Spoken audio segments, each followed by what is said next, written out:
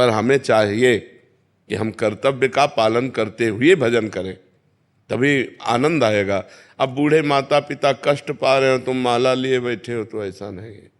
उनके पैर दबाओ, उनके कपड़ा धो, मेहनत करके लाओ, कमाओ और उनको खवाओ पियाओ, क्योंकि जब तुम किसी योग्य नहीं थे तब उन्होंने तुम्हें पालन पोषण किया। अब उनकी वृद्धावस्था है और तुम सोचो हम तीर्थ याटन जा रहे हैं, तीर्थों की जरूरत, उनके चरणों में तीर्थ है, उनकी सेवा करो। बूढ़े माता पिता की सेवा करना, बूढ़े परिवार के जो बुजुर्ग जन हैं उनकी सेवा करना, धर्म पूर्वक धन कमाना, ये भी तो कर्तव्य कर्म है। हाँ, इससे भी भगवान प्रसन्न होते हैं। यदि नाम जप करते हुए अपने माता पिता की सेवा की जाए और धर्म पूर्वक धन कमाकर परिवार की सेवा की जाए तो कहीं तीर्थ जाने की जरूरत नहीं, घर ही उसके लिए तीर्थ है और घर में ही उसे भगवत प्राप्ति हो जाएगी। वह नाम जप जरूर होना चाहिए, भगवान का स्मरण जरूर होना चाहिए। नकुल वर्मा जी, गाजियाबाद। राधे राधे महाराज जी।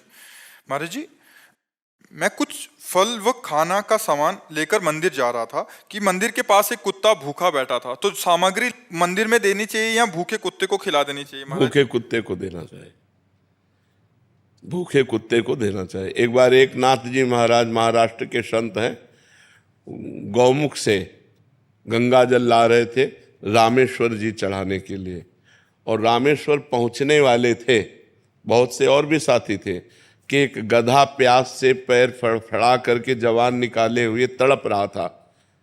तो बड़ा घड़ा था, तो रोका उनके साथियों ने, क्या रामेश्वर जी बिल्कुल नजदीक, उन्होंने कहा नहीं। तो गधे को ऐसे उठाया, पूरा गंगा जल गधे को, वो आराम से जल पी करके बैठ गया और वो लोग चले गए। और जे ही बैठा तो देखा भगवान भूत भावन शंकर उसी से प्रकट हो गए।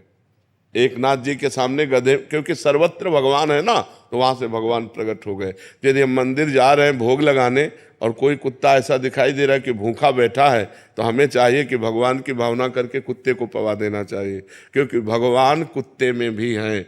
नामदेव जी ने जब कुत्ता रोटी लेके भगा तो घी का कटोरा लेके कहा कि नाथ सूखी ना खाओ, थोड़ा घी चुपरा लो, और तो उन्हीं कुत्ते में से भगवान विट्ठल प्रकट हो गए।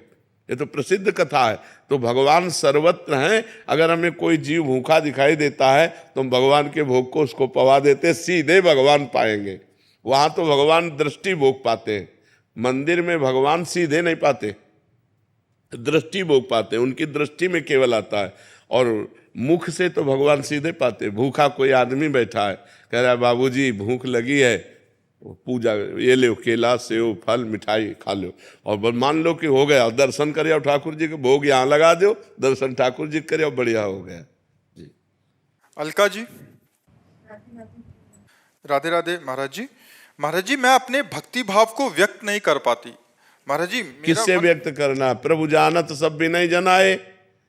जिनकी हम भक्ति कर रहे हो तो बिना जनाए जानते हो, अंतर्यामी सबके हृदय की बात जानते हैं। हाँ, भक्त कहलाने के लिए यदि तुम्हारा हो कि चार लोग जाने कि हम भगत है,